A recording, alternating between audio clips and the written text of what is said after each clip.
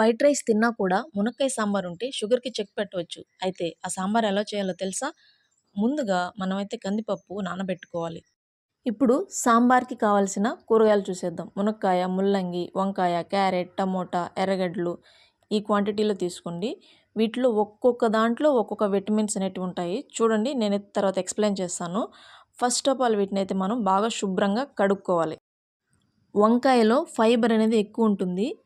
Next గుండె ఆరోగ్యాన్ని కాపాడుతుంది. మామిడికాయ vitamin A, vitamin C, carrot vitamin A, tomato vitamin C, ముల్లంగి విటమిన్ సి, పొటాషియము మరియు ఫైబర్ ఉంటాయి. ముందుగా ముల్లంగిని ఇలా కట్ చేసి ఉడికించుకోవాలి. తర్వాత ఇంతకుముందు నానబెట్టిన కందిపప్పు ఉడికించి ఇలా రుబ్బి పక్కన ఉంచుకోవాలి. చూసారు కదా! ఇవి కావాల్సినటువన్నీ మనం ఇలా దగ్గరగా ఉంచుకుంటే వంట చేయడానికి చాలా బావుంటుంది. కట్ చేసిన కూరగాయ ముక్కలు, ఉడికించిన ముల్లంగి, ఉడికించిన కందిపప్పు, కాస్తంత చింతపండు నానబెట్టుకోవాలి.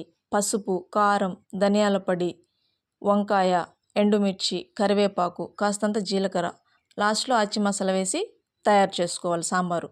ఇప్పుడు స్టవ్ మీద ఆయిల్ వేసి అందులో ఆవాలు, ఎండుమిర్చి, జీలకర్ర ఇవన్నీ వేసి లైట్‌గా వేగాక ఎర్రగడ్డలు వేసి ఇలా వేయించాలి. ఇప్పుడు కరివేపాకు వేసి తర్వాత టమోటా ముక్కలు, తర్వాత సాల్ట్ కూడా యాడ్ చేయాలి. లైట్‌గా ఇలా కలుపుకుంటూ ఉండాలి.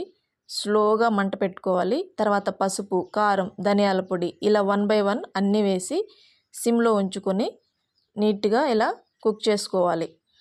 ఇలా స్లోగా కుక్ అయిన తర్వాత కట్ చేసిన వెజిటేబుల్స్ అన్నీ ఇలా 1 బై 1 యాడ్ చేసుకోవాలి. ముల్లంగికి కిడ్నీలో స్టోన్స్ కరిగించే గుణం కూడా కలిగి ఉంది. వాటర్ కంటెంటు పుష్కలంగా ఉంటుంది. వంకాయ చర్మ వ్యాధులు, దురదలు ఉన్నవాళ్ళు తినొద్దు, అవాయిడ్ చేయండి. మెయిన్ మునక్కాయ. మునక్కాయలో రక్తంలో చక్కెర స్థాయిని తగ్గించే గుణం అనేది చాలా ఎక్కువ ఉంటుంది. సో, అందుకే నేను షుగర్ తగ్గుతుంది అని చెప్పాను. చూసారు కదా! ఇప్పుడు తగినన్ని నీళ్లు పోసుకోవాలి. ఇలా బాగా ఉడికించిన తర్వాత తగినన్ని నీళ్లు పోసుకోవాలి. చూసారు కదా! మీకెంత సాంబార్ అయితే కావాలో అన్ని వాటర్ అయితే మీరు ఇక్కడ యాడ్ చేసుకోవచ్చు. ఇప్పుడు చింతపండు రసం అనేది పోయాలి. అది కూడా పులుపుకు సరిపడా మీకెంత పులుపు కావాలో అంత పోసుకోండి.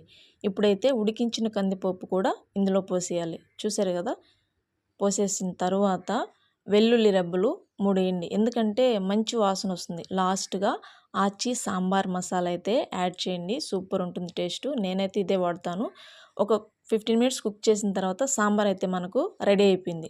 నేనైతే సాంబార్‌తో పాటు ఆలూ ఫ్రై కూడా చేశాను. అది ఎలా చేయాలో మీకు నెక్స్ట్ వీడియోలో చెప్తాను. ముందైతే నేను చెప్పే ఒక టిప్ అయితే పాటించండి. అన్నం తక్కువ, కూర ఎక్కువ తినండి. అప్పుడైతే షుగర్ అనేది వెంటనే బ్లడ్‌లో కలవదు. సో, షుగర్ ప్రాబ్లమ్ అనేది రాదు.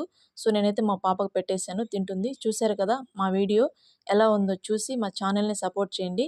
ఇన్ఫర్మేషన్ వర్తీ అనిపిస్తే ఒక లైక్ చేయండి ప్లీజ్.